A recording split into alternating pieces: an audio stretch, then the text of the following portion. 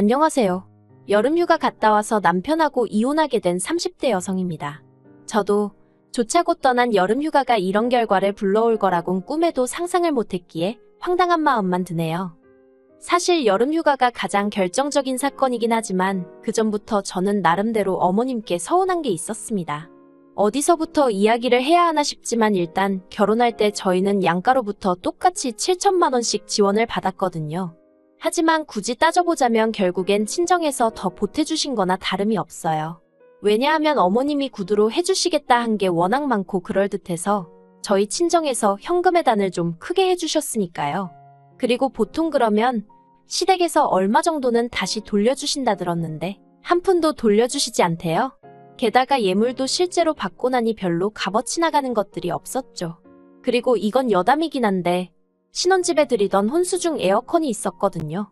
그런데 대뜸 어머님이 신혼집에 새 에어컨을 두면 남자가 바람이 난다면서 안 되겠다 하시대요. 그리고는 덧붙이시길 그런 이야기가 있으니 새 에어컨은 시댁에다 두고 시댁에서 쓰던 낡은 정말 10년도 더 되어 보이는 에어컨을 저희 집으로 가져가라고요. 어이가 없었죠. 참고로 혼수로 장만한 에어컨은 300만 원도 넘는 최신형이었어요. 그래서 제가 굳이 따지고 보면 친정에서 더 보태주신 거나 마찬가지라는 얘기를 하는 거고요. 참고로 시댁에서 쓰던 에어컨도 결국엔 안 가져왔고 그 이듬해 친정아버지가 한 대 새로 사주셨네요. 아무튼 얘기가 다른 데로 샜는데 제가 말하고자 하는 건 시댁에서 유별나게 저한테 뭘 해준 것 없다는 거예요. 하지만 바라시는 건 또 얼마나 많으시던지. 사실 신혼 초 저는 그래도 시부모님하고 잘 지내보고 싶은 마음에 집을 시댁에서 멀지 않은 곳에 구했었어요. 하지만 결국엔 1년도 안 살고 집주인한테 아주 사정사정해서 전세 빼서 친정 근처로 이사를 했죠. 그리고 제가 그렇게 도망치듯 이사를 했던 이유는 바로 시어머니의 끝없는 요구 때문이었습니다. 일례로 언젠가 한 번은 연락도 없이 저희 집에 오신 어머님께서 당신 친구분 이야기를 속사포처럼 하시는데 듣자 하니 그 집 며느리는 시어머니가 먼저 말을 안 해도 어머님 여기 가요 저기 가요 하면서 얼마나 싹싹하게 구는지 모른답니다. 그리고는 며칠 전에는 온천을 다녀왔는데 그렇게 좋았다면서 어머님한테 자랑을 하더라는 거예요. 그러면서 어머님 하시는 말씀이 당신은 얘기할 만한 게 없어서 벙XX 마냥 한마디 말도 못하고 듣고만 있다가 왔다면서 속상하다 서럽다 하시대요. 그 얘기를 듣고는 좀 황당했지만 제가 어머님더러 그럼 저희도 온천 한번 갔다 올까요? 했습니다. 그랬더니 어머님이 누가 꼭 온천을 가자는 거냐? 나는 그 정도 대접도 못 받고 사니 속상하단 소리지 하며 툴툴거리시는 거예요. 이건 뭐 가자는 건지 말자는 건지 도통감을 잡을 수 없었죠. 그런데 다시 어머님께서 어쨌든 그럼 온천 한번 가보던가 하시는데 어휴. 그리고 며칠 뒤 그렇게 가자고 해서 온천에 가는데 차로 한 1시간 반이나 걸렸나 싶어요. 뒷좌석에 앉으신 어머님께서 계속해서 아직 멀었냐? 너는 운전을 왜 이렇게 하냐? 속이 울렁거린다. 어찌나 잔소리를 하시는지 덕분에 졸 틈도 없긴 했습니다만 기가 있는 대로 빨리더라고요. 하지만 그게 다가 아니었어요. 온천에 도착해서 옷을 갈아입으러 갔는데 어머님이 저를 보시더니 너는 애도 안 낳은 애가 뭐 이렇게 뱃살이 처졌냐며 너 혹시 시집 오기 전에 어디서 애 낳은 거 아니냐며 그게 무슨 재밌는 농담이나 되는 것 마냥 온 동네 방네 다 들으란 식으로 얘기를 하시는 거예요. 원래도 저희 어머님이 소위 말본새가 없다는 건 잘 알고 있었지만 그런 식으로 집 밖에서 당하니까 얼마나 수치스럽고 모멸감이 들던지 마음 같아선 온천이고 어머님이고 다 내팽개치고 집에 가고 싶었죠. 그리고 그런 일들은 그때뿐만이 아니었습니다. 어디를 모시고 가도 만족을 못하셨고 불만불평투성이셨어요. 그러니 저도 사람인데 어머님하고 친해지고 싶은 마음도 점점 사라지고 아예 뭘 같이 하고 싶은 마음이 안 들더라고요. 그래서 언젠가부턴 저도 나름대로 핑계도 대고 이렇게 저렇게 자리를 피했죠. 그러다 지난 7월이었습니다. 친정부모님이 저희 부부더러 같이 제주도에 가자고 하시더라고요. 제주도에 저희 외삼촌이 펜션 사업을 하고 계셨거든요. 그러니 이제 삼촌도 만나고 겸사겸사 다녀오잔 말씀이셨죠. 그리고는 비용은 부모님이 다 대줄 테니 저희는 운전하고 말동무나 되어달라 하셨어요. 그러자 남편도 좋다고 했고 그래서 순식간에 내 식구의 여름휴가가 잡혔습니다. 그런데 남편이 주책맞게 그 이야기를 시부모님 앞에서 꺼낸 거예요. 어머님께서 여름인데 너희는 어디 놀러 안 가냐 하시니까 장인장모님이 제주도에 가자신다며 거기에 제 외삼촌 펜션도 있다고 그래서 우린 입만 갖고가 하는데 어휴, 저 방정 맞은 입을 어떻게 해야 하나 짜증도 나고 잘못한 건 없는데도 괜히 시부모님 특히나 어머님 눈치가 보이대요. 그런데 그때 어머님이 그거 참 재밌겠다며 당신과 아버님도 같이 가면 안 되겠냐 하시는 겁니다. 순간 제가 뭐라고 말을 못하겠더라고요. 가자고 하자니 이것저것 마음에 걸리는 게 너무 많았고 그렇다고 이 자리에서 바로 안 된다고 하자니 친정부모님에게 묻지도 않고 제 선에서 끊어낸다며 분명히 기분 나빠하실 것 같고 그래서 제가 웃으며 저희 부모님께 한번 여쭤볼게요 했습니다. 사실 어머님하고 제가 성격이 안 맞듯이 어머님하고 저희 친정어머니가 성격이 안 맞을 건 불보듯 뻔한 일이었어요. 저희 친정어머니는 어디 놀러 가시면 재밌게 놀고 맛있는 거 먹고 그러는 걸 좋아하셔서 그때만큼은 돈을 좀 쓰시는 편이거든요. 반면에 저희 어머님은 그런 와중에도 택시비 아까우니 걷자 하시고 커피 사 먹는 거 돈 아까우니 물병 들고 다니면서 숙소에서 물 받아 다니시고 이걸 뭐 나쁘다고 생각하진 않아요. 다들 성향이 다른 거니까요.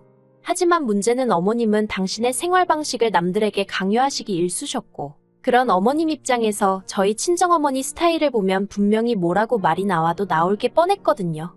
그래서 정말이지 생각할수록 골치가 아픈 거예요. 그리고 결국 안 되겠다 싶어서 남편더러 어머님한테 적당히 둘러대서 같이 안 가는 쪽으로 해달라니까 남편이 툴툴거리면서 한번 처갓집에 물어봐 줄 수는 있는 거 아니냐고 그러대요. 한숨이 절로 나왔지만 친정부모님이 거절해 주시길 바라며 여쭤볼 수밖에 없었죠. 그런데 이게 웬걸 친정부모님도 사람이야 많으면 많을수록 즐거운 거 아니겠냐 하시며 같이 가자고 하셨습니다. 그리고 이 일로 결국 양가가 돌이킬 수 없는 강을 건너게 되었어요. 어떻게 된 일이냐 하면 일단 일정은 3박 4일이었습니다. 그리고 친정부모님은 이미 제주도에서 어디서 무얼 먹을지 대부분 다 결정을 해둔 상황이셨죠. 그런데 저희 어머님께서 혼자 어찌나 분주하셨는지 몰라요. 쌀과 김치부터 시작해서 정말 웬만한 농수산물은 다 가지고 갈 기세로 짐을 싸시는 눈치셨거든요. 그래서 제가 가면 전부 다 사 먹을 거고 이런 거 해드실 시간이 없다고 챙기지 마시라 했는데도 어머님은 그래도 가져가면 다 요긴하게 쓸 데가 있다면서 당신이 알아서 할 테니 저더러 신경 쓰지 말라시대요. 그리고 저도 솔직히 여행을 가기도 전에 이런 걸로 어머님과 진을 빼게 되니 짜증부터 나는 게 그래서 그냥 알아서 하신다니 알아서 하시겠지 하고 관심을 꺼버렸어요. 다만 남편에게는 확실히 얘기해 두었습니다. 혹시나 해서 하는 말이지만 여행 가서 나더러 밥을 하라던가 그런 거 바라시지 않게 하라고요. 나는 쉬러 가는 거니까 손에 물 한 방울 묻히고 싶지 않다 했죠. 그런데 아니나 다를까? 여행 첫날이었습니다. 숙소에 도착하니 2시쯤이라서 얼른 짐만 내려놓고 늦은 점심을 먹으러 나가자는 소리가 나왔어요. 그리고 그 과정에서 남편이 운전을 하려고 운전대를 잡으니 어머님이 대번에 다들 피곤한데 어딜 가냐며 그냥 펜션 근처나 한 바퀴 돌고 저녁을 먹자는 거예요. 저희 친정어머니 눈치를 보니 마뜩 차으신 듯 했지만 별 말씀은 안 하시대요. 그래서 결국 펜션 주변 좀 걷다가 숙소로 들어왔어요. 그리고 뭐 하는 거 없이 시간만 흘려보내게 되었죠. 그러니 이제 저희 친정어머니가 안 되겠다 싶으셨는지 저녁은 어디 가서 좀 맛있는 걸 먹자며 뭐랄까 약간 분위기를 띄우려고 하시대요. 이제 얼른 나갑시다 하시면서요.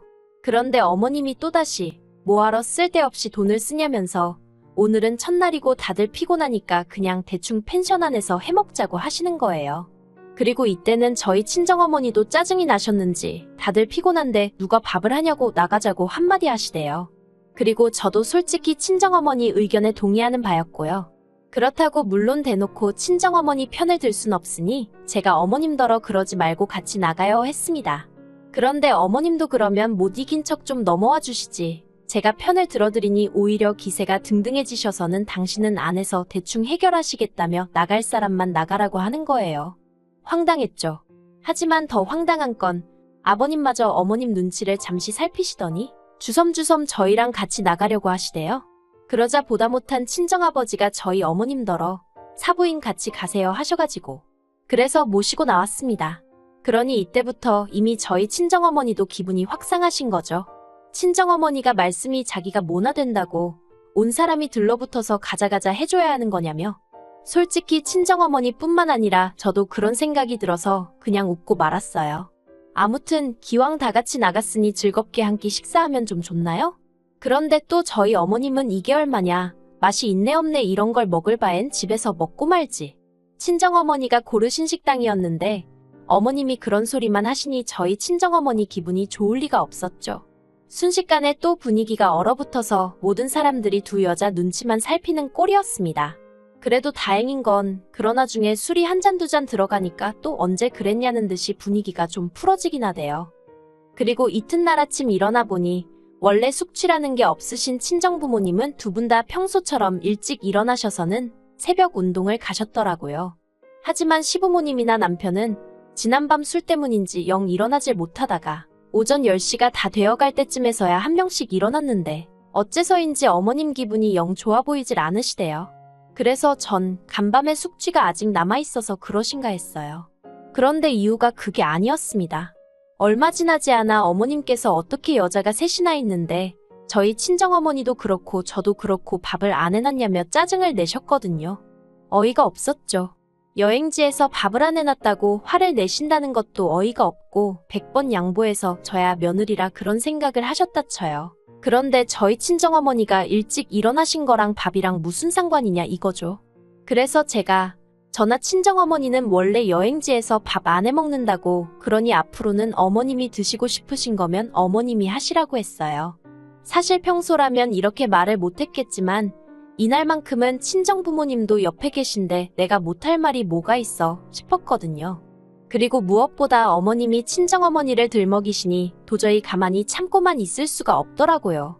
그래서 결국 한마디 쏘아붙이고 만 거예요. 정말이지 어머님은 저희 친정부모님이 얼떨결에 당신 휴가비도 내드리는 상황에서 밥까지 차려줘야 한다고 생각을 하신 건지 생각할수록 솔직히 괘씸한 마음까지 들더라니까요.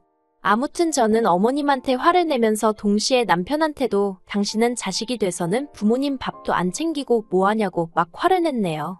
그러자 시부모님은 특히나 어머님은 얼굴색이 울그락불그락 난리도 아니었고 그리고 그걸 본 저희 친정아버지께서 저더러 그만하라고 하도 뭐라 하셔서 그쯤에서 멈추긴 했지만 분한 마음이 쉽게 가시질 않더라니까요. 하지만 이와 비슷한 상황이 또 다시 발생했으니 그날 저녁이었습니다.